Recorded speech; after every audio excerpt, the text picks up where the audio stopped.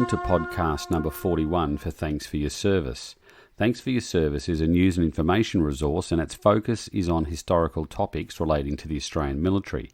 You can find us on Facebook and Twitter. Just search for Thanks for Your Service. Our website is www.thanksforyourservice.net, and you can email us at info@thanksforyourservice.net.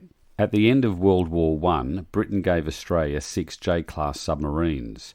One of those subs, the J7, exists today at the Sandringham Yacht Club in Port Phillip Bay in Melbourne. Let's find out more about the J7. And joining us on the line from Melbourne is Graeme Disney, historian at the Sandringham Yacht Club. Graeme, thank you so much for joining us today. It's a pleasure. Thanks for having me. Now, for those not familiar with the Sandringham Yacht Club, where is it? Well, it's one of Victoria's major yacht clubs. It's on the east side of Port Phillip, about 25 kilometres from Melbourne City. The club is built on a projection called Picnic Point, and the club uses part of the Sandringham harbour for its marina. Now, I understand that the club actually traces its origins back to 1903. Can you tell us a little of its history? Yes, it's an interesting history. It traces its beginnings back to 1903 to the Port Phillip Yacht Club, which was started by a yachtsman called Arthur Peck in 1903. He was a member of the Royal Yacht Club on the other side of the bay, and he felt there was a need for one on this side of the bay, and he called together people interested in yachting, and they formed the Port Phillip Yacht Club. Arthur Peck was a well-known yachtsman. He'd had lots of sailing experience, racing and cruising. He was an architect, and he's probably best known because he designed the clock tower in St Kilda beside the beach road. The club joined the Yachting Association, which meant that it was only available for yachts for membership. You couldn't join with any other sort of boat. It had to be, they were purists and had to be yachts. So about 8 years later, in 1911, another local, Duncan Mackenzie, who interestingly enough was also an architect, he was government architect and responsible for many of our state schools built in the early 1900s, including Hampton State. And he saw a need for a yacht club that allowed any boats, be they sail or power, or people even who had boats they rowed for angling and so on. And so he started the Sandringham Yacht and Angling Club. After a year, they realised that it wasn't quite the right description. They changed its name to Sandringham Yacht Club. And so the two clubs ran side by side and had lots of races. Port Phillip still not allowing anything but yachts, and Sandringham allowing any boat at all. They were friendly rivals, and they joined together in fundraising to build wooden breakwaters that protected the boats anchored in the harbour. In 1931, a disastrous fire destroyed the Port Phillip Club, and the Sandringham Yacht Club said, well, you're welcome to use our premises, which actually were a bit larger than the Port Phillip Club had been. They realised that that was the way to go, and so they combined. There was long discussion about what they would call the new club. Of course, some wanted Sandringham Yacht Club, some wanted Port Phillip, and also over the Burgee. The final agreement was to call the club Sandringham Yacht Club, but to accept the older Burgee of Port Phillip Yacht Club, which is a white Burgee with a red diagonal. I can't count how many members have said to me over the years as the historian, why did they do it back to front? We should be Port Phillip Yacht Club, which is a more prestigious name, and we should have kept the Sandringham Burgee, which was a brilliant Australian gold with a wattle yellow cross. But anyway, we're Sandringham Yacht Club, and we've got the white and red Burgee. In the 1930s, the club, the Sandringham Yacht Club, had an interesting breakwater erected. What was it? Well, the wooden breakwaters were effective to a degree, but there was still an area, particularly from the southwest, where big storms swept in. There were some notable ones in the Brighton cyclone in 1919 and a few others around that time. And it was realised that something else needed to be done, probably more substantial than the wooden breakwaters they'd been building. And so at that time, the HMVS Cerberus was made redundant and paid off by the Navy, and she was put up for sale. The Sandy members decided that was the way to go, that the club would buy her and scuttle her. The price was £150, and the Commodore went across to Williamstown, walked in waving his cheque, only to find that 10 minutes before, two members of Black Rock Yacht Club had been there and put a deposit on the ship instead. So to cut a long story short, it was taken and scuttled in Half Moon Bay to protect the yachts of Black Rock Yacht Club. So when the J-class submarines came on the market, when the Navy decided to scrap them, Sandringham put up their hand for the J7. So that was brought across. They bought it in 1929. It was brought across in 1930, and it was scuttled on the stone reef beside the wooden breakwaters, and that completed a semicircular protection of the yacht anchorages. Now, can you tell us a little about the history of the J-class subs and how they came to Australia? Yes, they were very interesting. During the latter part of the First World War, rumours got around and reached the ears of the Royal Navy in Britain that the Germans were developing and building a very superior sort of submarine, which was going to be far ahead technically of anything that was available. That spooked the British, and so they designed the J-class submarines, which were well ahead of anything else. Turned out that the story about the German ones was a furphy anyway. It was put about by the Germans as part of their strategy, but the British went ahead and built the J-class, and they were really pretty much ahead of anything else that had been built before. They decided to build 8. They ended up building 7 of them, and they lost one due to one of the greatest disasters of World War I, where one of their own ships sank, J6. But they were very big. They displaced 1,700 tons submerged. They were 275 feet long, which was 100 feet longer than any previous submarine. They were powered by 3 12-cylinder diesels, 3,600 horsepower for use on the surface, and an electric motor of 1,350 horsepower submerged. They could do a maximum of 19.5 knots on the surface. I mean, that's pretty amazing for that time. They could also do 9.5 knots submerged.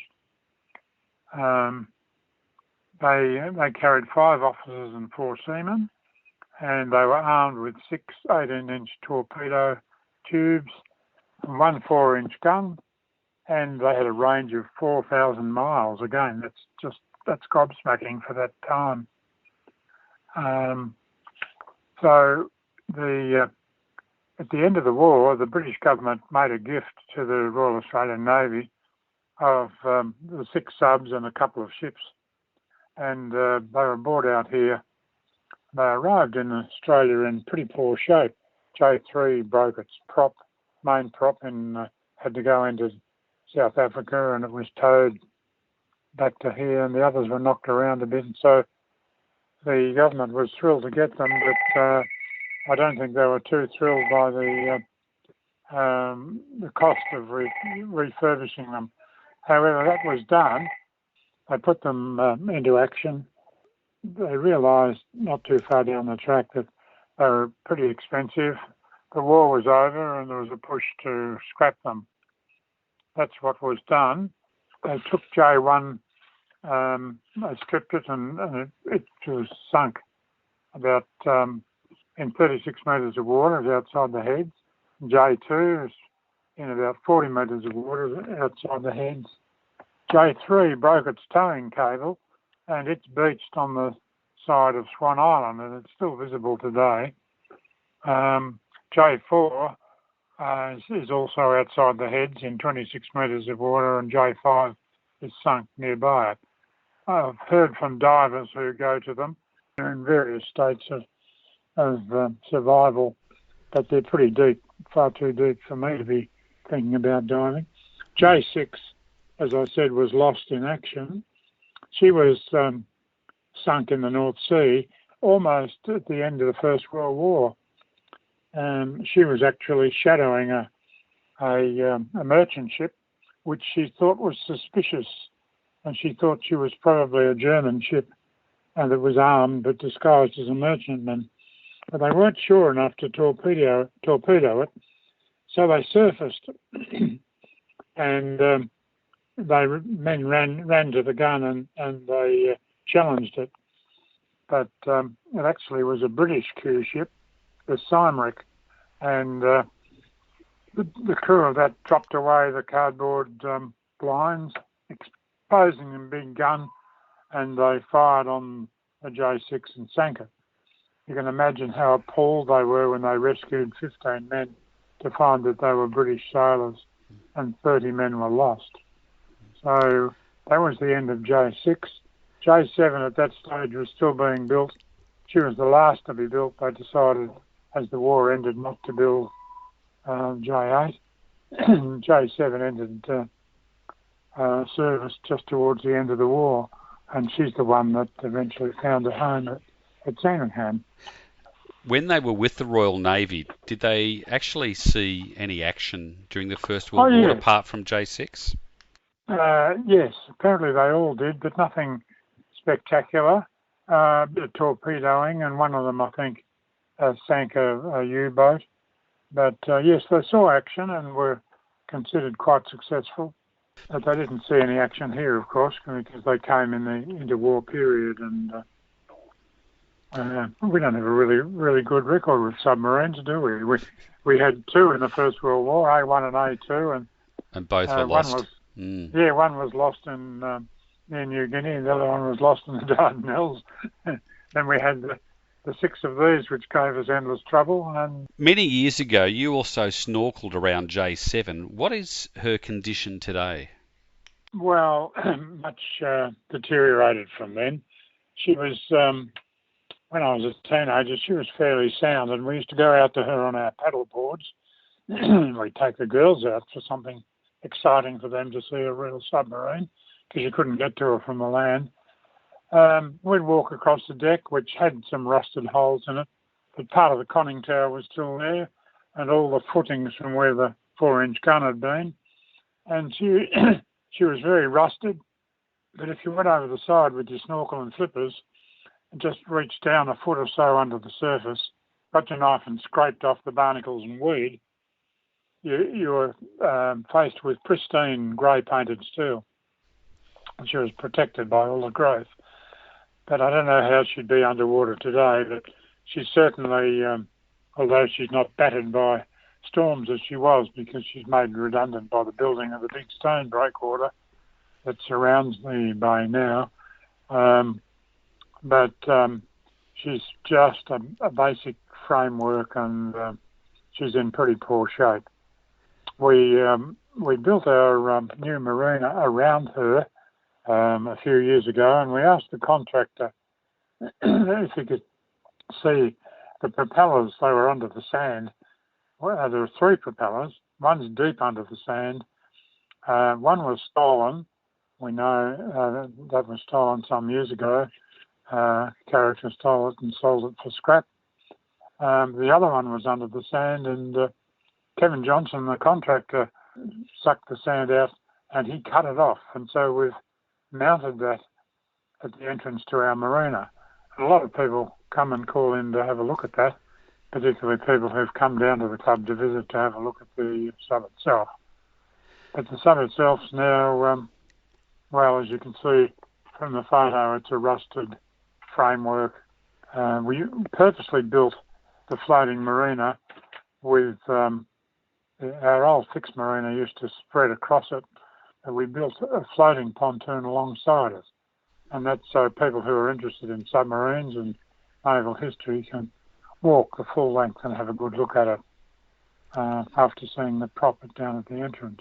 And is the J7 available to view from the public, or is it for club members only, or what's the access to it today? Well, you need to be a member to get access to the marina, but it's just a matter of asking a member to let you through, explain that you want to have a look at the sub, and members will do that without any worry.